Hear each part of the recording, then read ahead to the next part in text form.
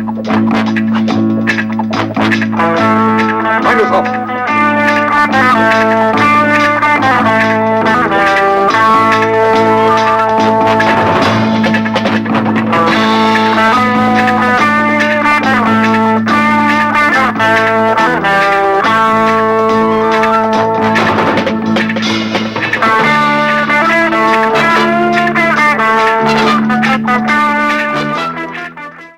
Welcome back to Tiger Claw TV.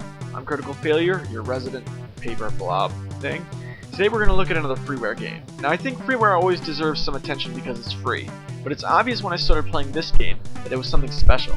This game is called 5 Days a Stranger, and it's an old point-and-click style adventure game made by Ben Yahtzee Crawsaw. If you don't know who that is, he's the guy who does those reviews where he talks really fast and says a lot of really jaded things about video games while showing images like this pants-on-head retarded image, which I believe comes right from the show, but I found this elsewhere, so I'm really not sure. Anyway, it's quite an interesting program, and you should probably do yourself a favor and check it out. It's called Zero Punctuation, and a new episode is released every Wednesday at escapistmagazine.com. Phew! Yahtzee, my hat's off to you, because I don't know how you can keep up talking like that. Anyway, back to the point. One of my favorite games of the 8-bit era was Maniac Mansion, a point-and-click adventure game with neat characters, multiple endings, high interactive environments, great music, blood, surprises, video games in video games, and Lego blocks.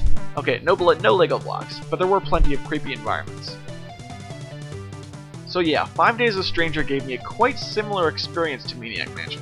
It was a creepy game, so creepy in fact that Reloaded.org, where I found the game, thought it necessary to place a warning concerning the game's violence.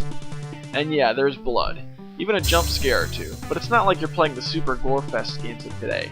This game plays like a mystery novel, and one of the golden rules of mystery is there must always be a body. Or bodies.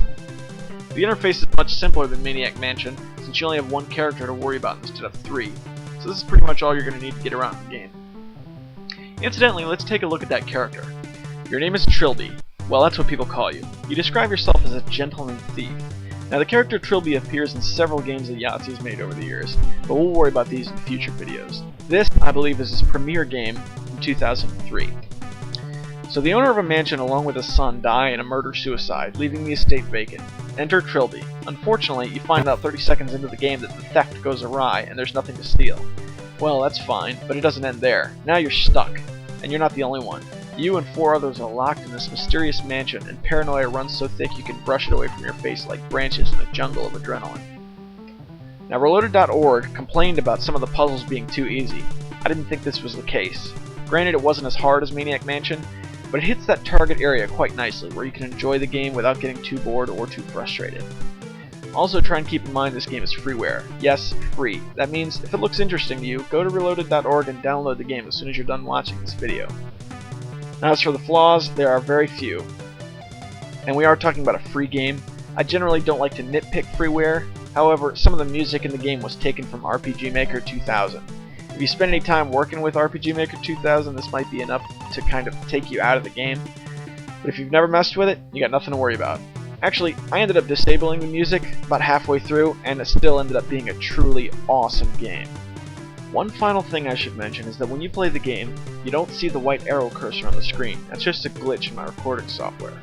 All in all, we have a wonderful, dark, thrilling, old-school feeling adventure that I want to pass on to you, the viewer, along with anyone else who enjoys games of the old-school variety. On a scale of 1 to 10, I give 5 Days a Stranger a score of Robert Wagner. This is Critical Failure with Tiger Claw TV, signing off.